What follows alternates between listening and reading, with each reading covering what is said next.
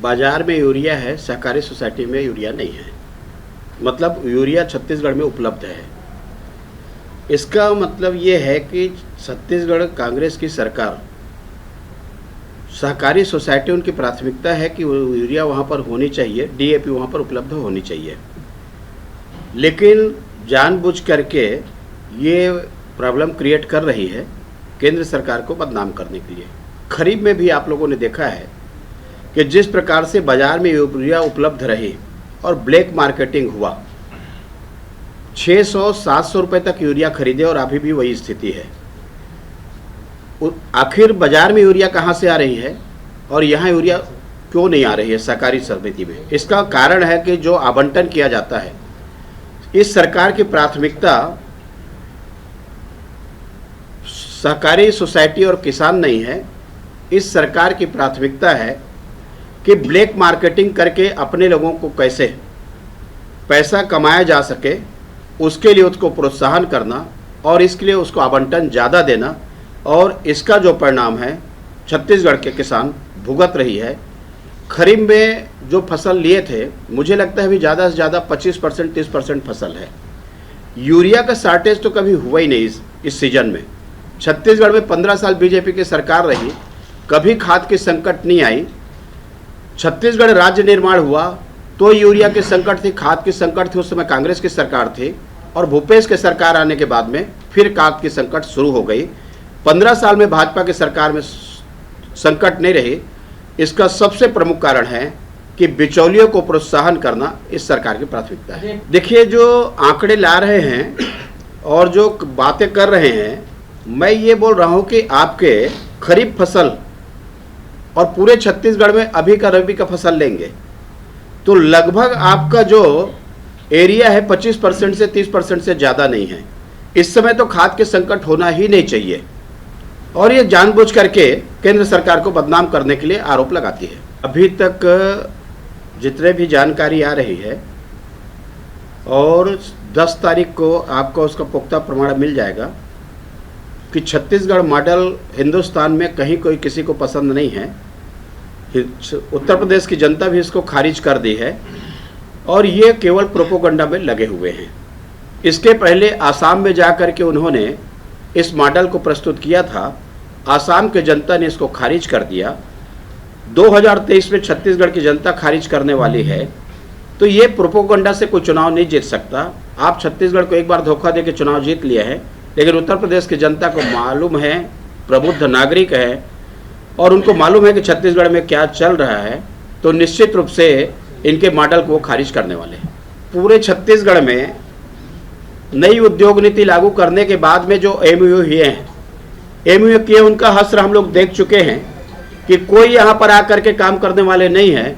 इनकी गोबर की व्यवस्था भी लगभग खरीदी अब बंद हो गई है और बंद होने के बाद में जो बिजली की बात कर रहे हैं, आज बिजली का सबसे बड़ा संकट छत्तीसगढ़ में है, जहां पर जीरो पावर कट के राज्य के मुख्यमंत्री रहते हुए डॉक्टर रमन सिंह ने इतना बिजली का यहां पर उत्पादन उनके राज्य में हुआ, लेकिन आज बिजली का उत्पादन भी कम हो रहा है और यहां पर पावर कट के जो है वो समाप्त हो रही है।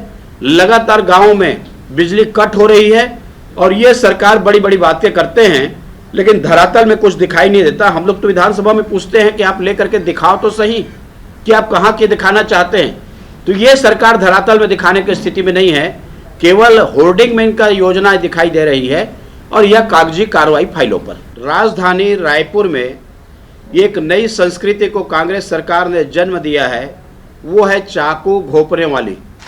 लगातार 3-4 दिन से देख रहे हैं कि राजधानी में चाकू घोंप करके हत्याएं हो रही है और इसी तर्ज पर पूरे प्रदेश में।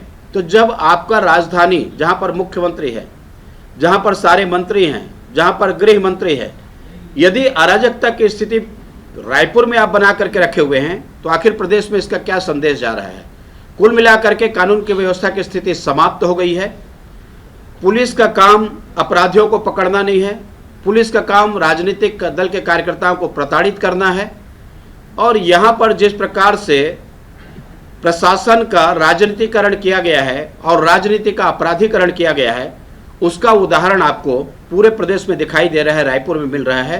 पूरे प्रदेश में कानून की व्यवस्था की स्थिति ठप हो गई है और गृह मंत्री जी का उसके बाद में एक बयान तो आ जाए इस विषय को लेकर के। पुलिस अधिकारी जो लगे हुए हैं वो अपने कानून व्यवस्था को बनाने को छोड़ करके सारे काम में लगे हुए हैं, लेकिन जिस प्रकार से यहाँ पर मोटरसाइकिल की लगातार चोरी होती है, अगवा करके ले जाते हैं, उसके बाद में यहाँ पर चाकू मार देते हैं, लेकिन कोई उसको बोलने वाला नहीं है। एक बात आनी चाहिए सरकार की तरफ से, तो सरकार की तरफ से कोई बात भी नहीं आ रही कि आजीवन सहयोग निधि हम लोग पहले भी लेते थे। पार्टी के जो दिनचर्या के हमारे हैं, कार्यकर्ताओं के परिश्रम के पैसे से ही पार्टी को संचालित करते आए हैं और 2017 में लेने के बाद में 2018 में चुनाव आ गए। अभी कोविड के कारण में कुछ दिन से इसको स्थगित रखे थे। 2023 में फिर चुनाव है और इसलिए 2022 में हमारी जो प्रचलित परंपरा रही है, आह्वान किया गया है और उस आह्वान को लेकर के कार्यकर्ता में बड़े उत्साह है। जो नगरीय निकाय में हैं वो दे रहे हैं, विधायक है, सांसद है वो दे रहे हैं, पूर्व विधायक है वो दे रहे हैं और आम कार्यकर्ता भी उसमें सहयोग कर रहे हैं। मुझे लगता है कि जो अपेक्षा प्रदेश भारतीय जनता पार्टी के द्वारा रखी गई है उस लक्ष्य को हम लोग प्राप्त करेंगे। सदस्यता हमारी रेगुलर सिस्टम में है, हर साल उसको लेते हैं। पिछले बार ये कोविड के कारण में उसको स्थगित रखे थे। इसके पहले आप भी देखेंगे, उसके पहले भी हम लोग जनसंघ के समय से ये हमारी पद्धति रही है कि पार्टी को चलाना है तो कार्यकर्ताओं के परिश्रम और जो उनके पैसे हैं उससे ही पार्टी को चलाते आए हैं। आज भी उसी प्रकार से पार्टी को हम लोग चला रहे हैं कार्यकर्ताओं के बदौलत। पहले भी हमने कहा है कि झीरम घाटी के जांच हो गई है, उसका प्रतिवेदन आना चाहिए और सार्वजनिक उसको करना चाहिए। यदि उसमें कुछ बाकी है तो उस बात को सरकार को बातचीत करनी चाहिए। जब तक एक जो जांच आयोग बनाई गई है और उसका प्रतिवेदन जब तक सामने ना आ जाए, मुझे नहीं लगता दूसरे बनाने से उसका कोई लाभ मिलेगा।